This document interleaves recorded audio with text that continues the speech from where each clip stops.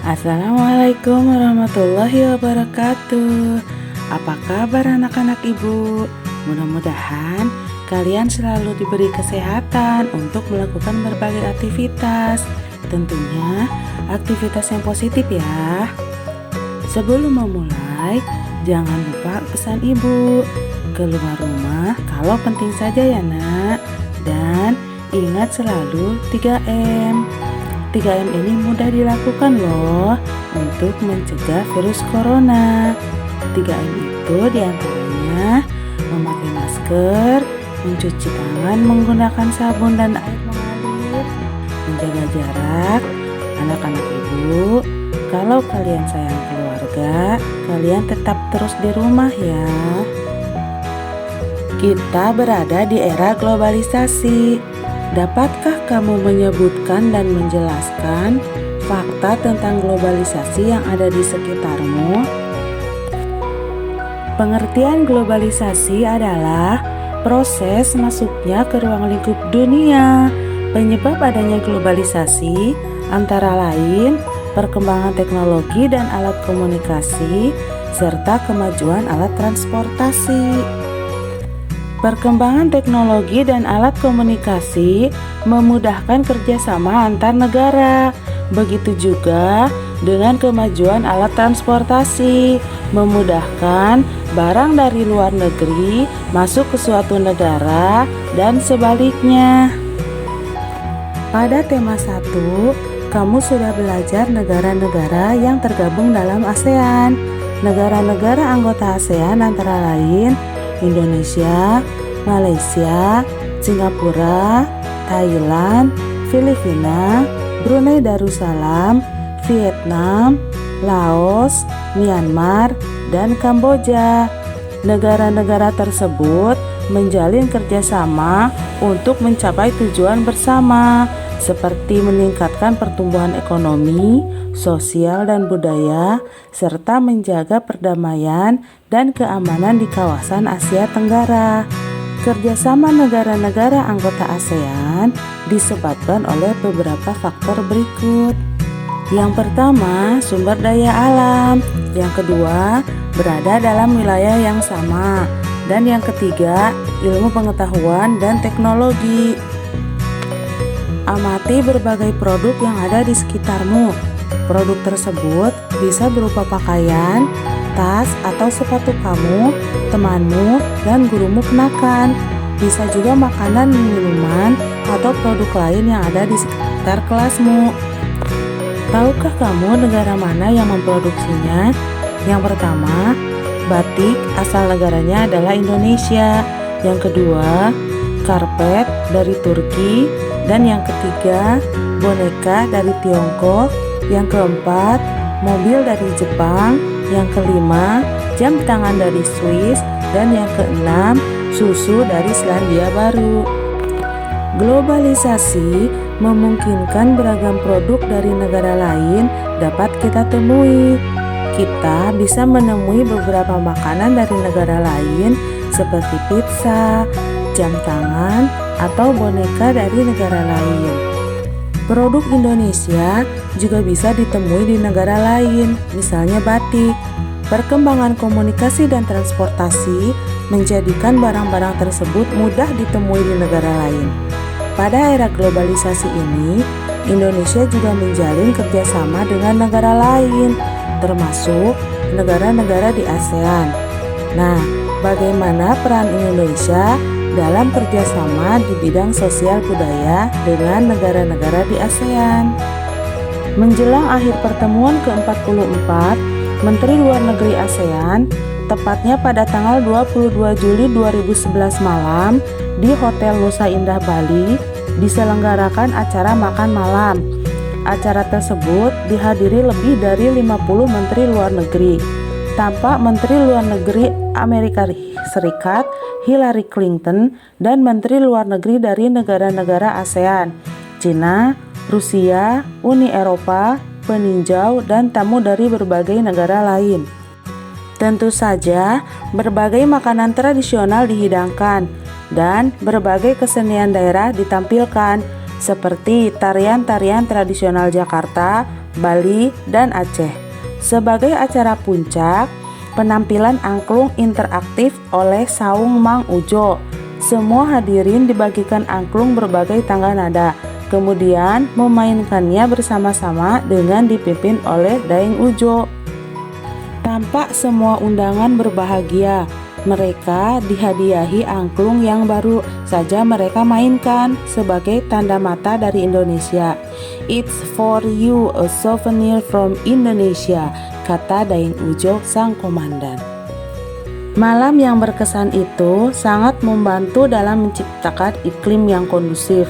Malam tersebut membuat pertemuan para menteri luar negeri ASEAN dan berbagai pertemuan bilateral lainnya berlangsung sukses. Foto Ibu Hillary Clinton pun menghiasi berbagai surat kabar di dunia. Berkat angklung, Bu Hillary Clinton pun menjadi duta Indonesia. Nah, anak-anak ibu, mari kita jawab pertanyaan berikut. Yang pertama, bagaimana bentuk kerjasama Indonesia dengan negara-negara Asia Tenggara di masa globalisasi ini? Yang kedua, bagaimana peran Indonesia dalam kerjasama tersebut? Dan yang ketiga, bagaimana peran angklung dalam acara tersebut? Kerjasama Indonesia dengan negara-negara di Asia Tenggara di bidang sosial budaya di masa globalisasi. Yang pertama, bentuk kerjasamanya apa? Kemudian yang kedua, peran Indonesia dalam hubungan kerjasama dengan negara di Asia Tenggara. Kemudian dalam bidang budaya, kalian bisa mengisinya dalam tabel berikut ini. Yang kedua adalah muatan bahasa Indonesia KD 3.2 dan 4.2. Pengertian teks eksplanasi. Tahukah kalian pengertian teks eksplanasi? Teks eksplanasi adalah teks yang berisi penjelasan. Susunan teks eksplanasi adalah sebagai berikut. Yang pertama, paragraf pertama berisi pernyataan umum berupa topik masalah atau permasalahan umum yang dibahas.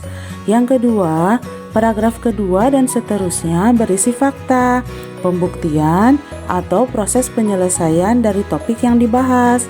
Dan yang ketiga, paragraf terakhir berisi simpulan, pesan, atau kesan tentang topik yang dibahas. Tahukah kamu, listrik memiliki peran yang penting di era globalisasi. Bagaimana produk listrik di era globalisasi ini? Ayo kita diskusikan. Kita sering mendengar bahwa abad 20 merupakan abad globalisasi. Berbagai peristiwa dari berbagai belahan dunia dapat kita saksikan langsung melalui layar televisi pada jam, menit, atau bahkan detik yang sama. Kita dapat berhubungan dengan sanak saudara, kerabat, atau sahabat yang berada di negara lain dengan mudah. Kita seakan hidup dalam satu desa yang sangat besar. Anak-anak ibu, dengarkan teks berikut. Menghasilkan energi listrik. Listrik memiliki peran penting di era globalisasi. Tidak dapat dipungkiri bahwa globalisasi terjadi karena perkembangan teknologi di berbagai bidang yang didukung oleh peran listrik sebagai sumber energi di dalamnya. Dengan ditemukannya televisi, komputer, dan telepon genggam, arus listrik kemudian menyebar begitu cepat ke berbagai negara di belahan dunia. Kebutuhan akan listrik kemudian menjadi hal yang harus dipenuhi oleh semua negara di era globalisasi saat ini. Listrik dihasilkan di pusat pembangkit menggunakan beragam sumber energi.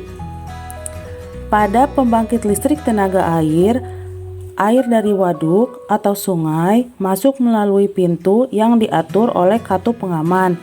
Air kemudian masuk ke tangan pengaman tekanan.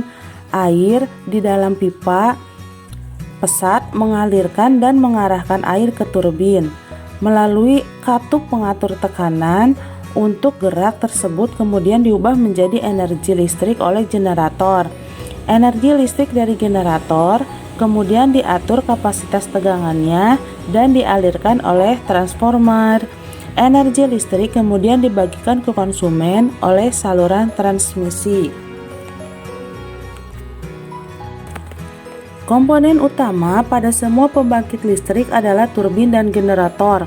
Turbin tersebut harus bergerak menjadi energi gerak yang kemudian diubah menjadi energi listrik oleh generator. Energi penggerak turbin selain dari aliran air juga bisa didapatkan dari angin, panas bumi, dan sumber energi lain. Adakah sumber energi lain di daerahmu yang dapat dijadikan sebagai pembangkit energi listrik? Nah, dari teks tersebut, kita bisa menuliskan informasi penting dari setiap paragraf. Mari kita isi diagram berikut.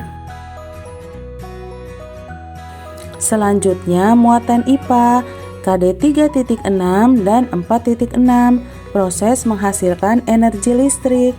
Kebutuhan manusia di era globalisasi ini kian hari semakin meningkat. Globalisasi mempunyai pengaruh sangat besar bagi kemajuan teknologi.